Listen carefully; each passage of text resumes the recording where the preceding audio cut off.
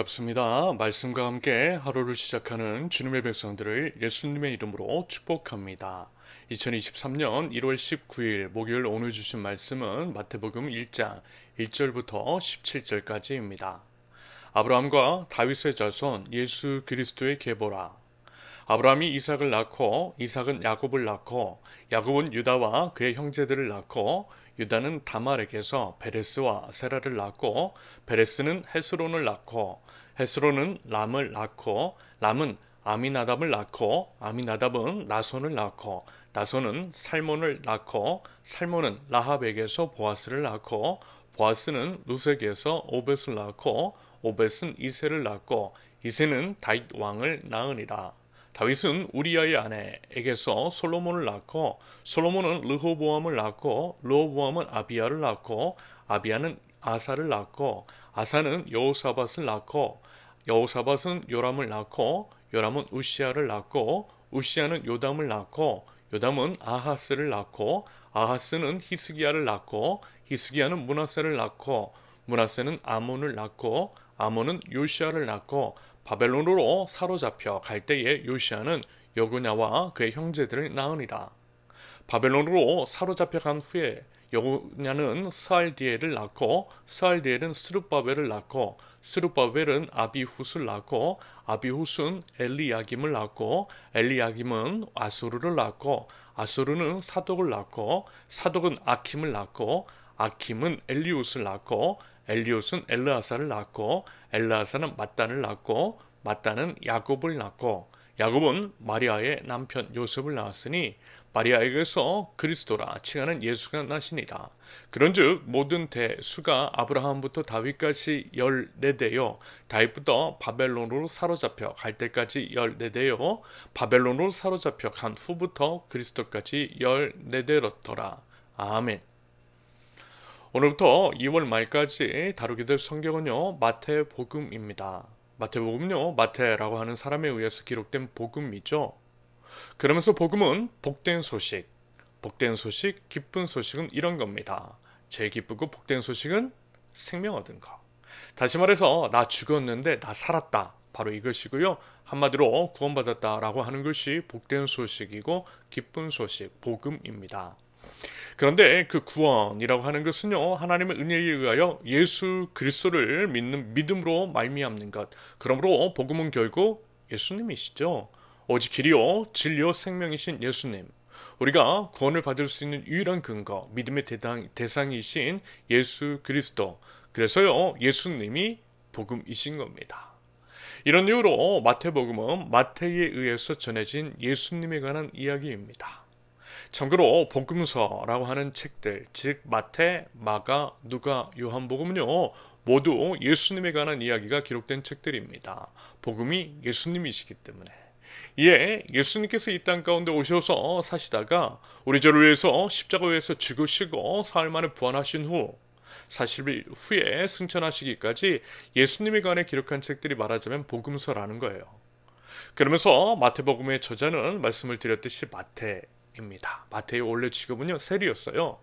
세리는 세금을 걷는 사람입니다. 돈과 관련된 일을 하다 보니까 아무래도 직업적인 특성상 꼼꼼하고 세심한 면이 있겠죠. 이러한 저자의 직업적인 특성이 드러나기도 하고요. 우리 하나님께서도 각 사람을 통해서 일하실 때 그들 고유의 특성이나 배경 같은 것들을 사용하시는 것들을 보게 됩니다. 예를 들어 여러분 저 같은 사람을 통해서는 세우는 교회를 저의 특성을 통해서 만들어 가시더라는 거예요. 기성교회와는 좀 다른 그러면서 이제 제3과 사회의 이력을 통해서 특성 있게 세우는 교회를 세워 가시더라는 겁니다. 저도 그러한 부분들을 유념해서 저만이 할 수 있는 혹은 저를 통해 하나님께서 하시고자 하는 일들이 무엇일까를 고민하면서 세우는 교회를 세워 나가고자 합니다. 아무튼 마태복음을 마태가 쓴 책인데요. 대상은요 주로 유대인이고 그래서 이제 유대인들이 잘 알아들을 만한 용어 및 상징, 비유 같은 것들이 드러나고 있습니다. 그리고 유대인은 왕으로 오신 예수님을 증언하고 있어요. 유대인으로서 예수님을 왕의 관점에서 묘사하고 있더라는 겁니다. 참고로 네 개의 복음서 마태, 마가, 누가, 요한복음을 살펴보면요 미묘한 차이가 엿보이는데요. 그것은 이제 그저 관점의 차이라고 보시면 되겠어요. 비유를 들자면 저는 세우는 교회에서 목사고요. 성도님들은 저를 목사로서 바라보는 면이 있을 겁니다. 저희 아내의 경우에는 남편으로서 바라보고요. 저희 딸은 아빠로서, 저희 부모님은 아들로서 바라보는 면이 있더라는 겁니다. 각각의 위치에서 봤을 때 미묘한 차이가 있을 거예요. 관점에 따라서 같은 사람인데 다르게 보더라는 겁니다. 하지만 결국에는 김현성이라고 하는 사람은 이면은 변함이 없습니다. 결국 차이가 있기는 하지만 김현성임은 맞는 겁니다. 마찬가지로 예수님에 대해서 각각 다른 관점에서 보고 또 묘사를 하고 있지만 결국 예수님은 하나님의 아들이시고 우리를 위해서 십자가 위에서 죽으시고 사흘 만에 부활하시고 승천하신 구원자 그리스도이시라는 겁니다. 이것은 모두가 공통적으로 증언하고 있는 내용이라는 거예요. 이런 부분을 유념하시면서 복음서에 접근하시되 네 개의 복음서를 통해서 예수님을 통합적으로 알아가시면 되겠습니다. 오늘 이제 주어진 본문은요, 마태복음의 첫 번째 시간으로서 예수 그리스도의 족복, 즉 아브라함과 다윗의 자손으로 오신 예수님의 족복 계보에 관한 내용입니다.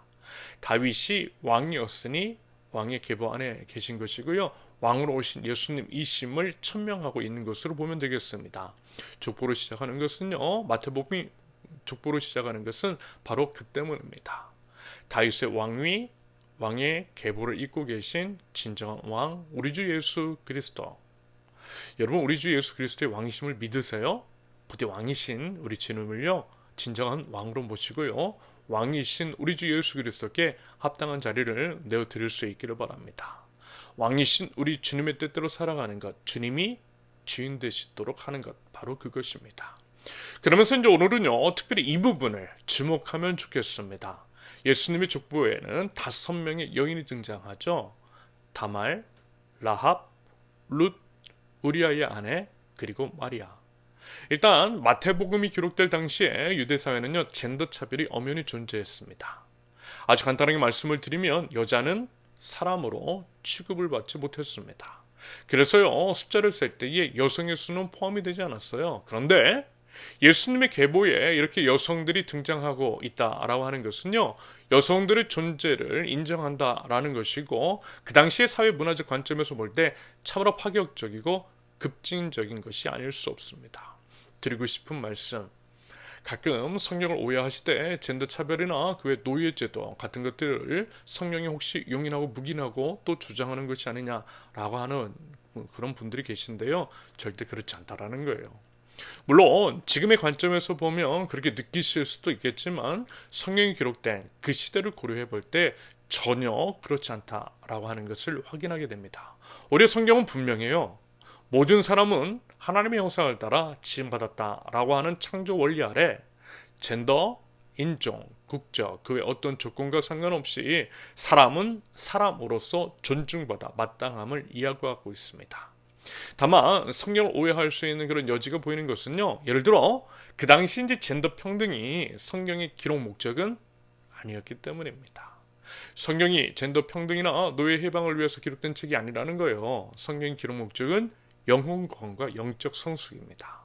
다시 말해서 한 사람이 예수 그리스도를 믿어 구원을 받고 구원받은 그 한 사람이 하나님 나라 백성으로서 성숙한 삶을 살아가는데 도움을 주는 책이 성경이라는 거예요. 그런데 만약에요, 젠더 평등을 부각시켜버리면 오히려 그것 때문에 정작 복음 증거에 장애가 될 수 있기 때문입니다. 게다가 복음이 증거되고 하나님 나라가 임하게 되면 여러분 젠더 평등 자연스럽게 이루어지는 거예요. 간단하게 말씀드리면 이러하고요, 부디 성경을 오해 없이 제대로 이해하시고 또 받아들이실 수 있기를 기대합니다.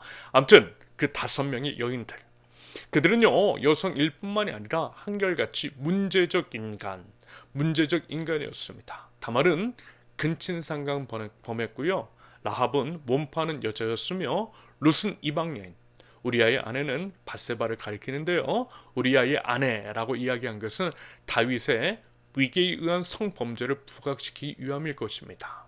아무튼 다윗 왕과 간통한 것이 밧세바, 우리아의 아내라는 거예요. 그리고 마리아는 결혼 전에 임신했잖아요. 성령으로 잉태되긴 했어도 처녀가 임신한 것 그 자체만 보면 정상적이지 않은 겁니다. 그러면요, 이런 여인들을 전면에 대놓고 부각시킨 이유는 과연 무엇 때문일까요? 결국 차별 없는 복음이라는 의미가 아닐까요? 예수님이 무슨 고귀한 집안의 순수 혈통, 깨끗한 집안에서 오신 게 아니었다라는 겁니다. 오히려 흠과 결이 많고 참 지저분한 족보를 통해서 오셨다라는 거예요. 그래서 여러분, 우리도 희망을 꿈꿀 수 있는 게 아닐까요? 앞서 말씀을 드렸던 것처럼 족보가 깨끗했다면, 설령 그것이 조작되었다 할지라도 그랬다면 우리와는 좀 거리가 많이 들었을 것 같습니다. 사실 세상 사람들은 어떻습니까? 많이 감추잖아요. 학력도 감추고 과거 부끄러운 이력도 감추려고 합니다. 하지만 예수님은 안 그러시더라는 거예요. 참 지저분한 족보임을 대놓고 드러내고 있습니다. 그래서 더욱더 신뢰가 가는 한편 모든 사람에게 차별 없는 복음, 그리고 모든 사람들에게 희망을 주는 복음이신 우리 예수님이시라는 생각이 듭니다. 부디 그 예수님을요, 분명히 보고 알고 받아들이시고 우리를 구원해 주신 우리 예수님께 감사와 찬양과 영광을 돌려드릴 수 있기를 바랍니다. 나 비록 출신이 천해도 희망이 있다라는 거예요. 우리 예수님 때문에. 그럼 우리 예수님으로 살아가고 우리 예수님으로 우리 자신과 이웃을 사랑할 줄 아는 저 여러분들, 하나님 나라 백성들 모두가 되실 수 있기를 예수님의 이름으로 축원합니다. 함께 기도합니다. 왕이신 여호와 하나님, 이 땅에 오신 우리 주 예수 그리스도를 찬양합니다. 우리 예수님께서 이 땅에 오신 이유와 목적과 그 의미를 알아 마땅한 감사와 찬양, 삶으로 예배가 있게 하시며 저희 모든 삶을 통해서 왕이신 예수님을 드러낼 줄 아는 하나님 나라 백성들 저희 될 수 있도록 우리 하나님 인도하여 주시옵소서. 차별 없는 복음, 차별 없는 사랑과 은혜를 베풀어 주신 주님, 저희도 주님을 따라서 차별 없는 아름다운 하나님 나라를 이뤄가게 하시며 이 땅 가운데에 하나님 나라의 복음의 보편적인 가치가 세워지고 희망을 심어나가는 그런 왕이신 주님을 나타내는 저희 될 수 있도록 하나님 저희를 사용하여 주시옵소서. 예수 그리스도의 이름으로 기도합니다. 아멘. 하나님께서 오늘 주신 말씀과 가지고 나신 기도 제목을 놓고요, 잠시 기도하겠습니다.